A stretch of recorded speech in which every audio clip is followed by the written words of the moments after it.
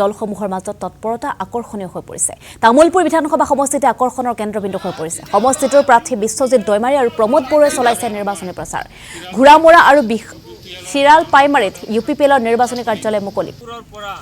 বড়ো জাতিক নেতৃত্ব দি আজি এই এটা পৰিৱেশলৈ আহিছে আৰু তামুলপুৰখন নতুন ৰূপত সজোৱাৰ ক্ষেত্ৰত জিন্দাবাদ প্ৰমোদ বড়ো স্যাৰ জিন্দাবাদ জিন্দাবাদ জিন্দাবাদ প্ৰমোদ বড়ো স্যার জিন্দাবাদ জিন্দাবাদ জিন্দাবাদ UPPL long live UPPL long live UPPL খালি লাগেলা ফ্লোর এরা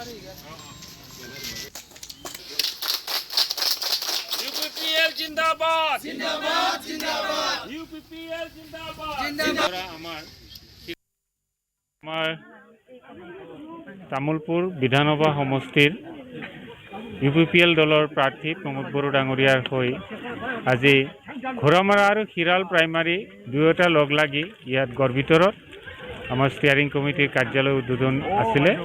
তো তাৰে উদ্বোধনী কাৰ্যসূচী সম্পন্ন হ'ল। তো ইয়াত ৰাইজৰ স্বতঃস্ফূৰ্ত সঁহাৰি আমি দেখিবলৈ পাইছোঁ আৰু সকলোতে একেই প্ৰতিচ্ছবি ব্যতিক্ৰম নহয়।